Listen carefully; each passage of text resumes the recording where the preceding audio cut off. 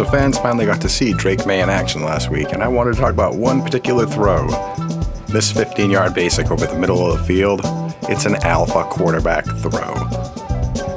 Here's why. You'll see this play in a lot of West Coast playbooks at the top. It's a concept with a lot of different names. Snapper, that would be a snag and a basic. Some people call it a bow for, basic and arrow. Some people might even call it a pin for pivot and in. And that's sort of what it has. It's a multi-level attack, and in and pivot, and a flat underneath.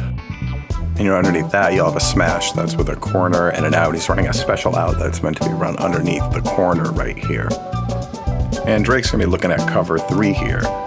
That's with cup coverage on the outside, so it's a strong side safety rotation where the safety and the nickel are going to take whoever's the lower number 2 threat in a stack or a bunch, and the corners are going to take the number 1 threat all the way up in vertical. And both of these corners are going to pitch outside leverage, and this is where having these sort of two concepts packaged together works out really well for Drake. Because against cup coverage on the bottom where you have a smash, that's not really going to work very well against zone. But at the top, he's going to have a man beater in his pocket, and that's this 15-yard basic that Javon Baker is going to be running, which, if it's run well, will run right away from that leverage and underneath the safety. And this is a rookie quarterback with a third read to the middle of the field. You're going to read off from the corner down to the out, back up to the basic, and eventually, if that's not there, over to the pivot.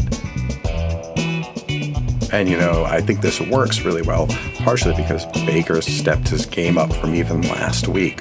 You're going to see right here, on this kind of speed cut, he's managed to stack his wide receiver horizontally.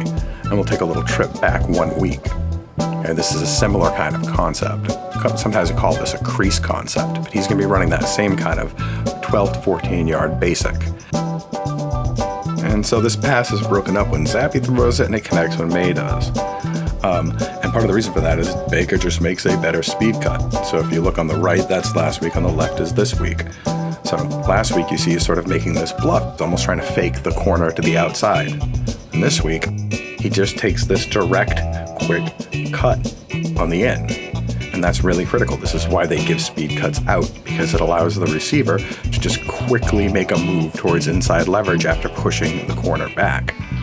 I know a lot of offensive coordinators, they only give outs with speed cuts these days because they preserve the timing of the offense better to not have wide receivers sort of ad-libbing or juking left and right.